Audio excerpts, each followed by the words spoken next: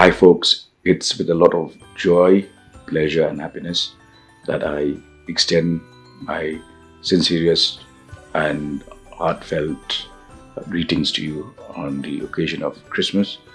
Christmas has always been associated with the birth of Christ, and this year I would especially pray that Christ is born in our hearts and in our minds, and that the eternal message of Christmas, which is peace, love, and hope, should embrace each one of you, your families, and our state and the nation.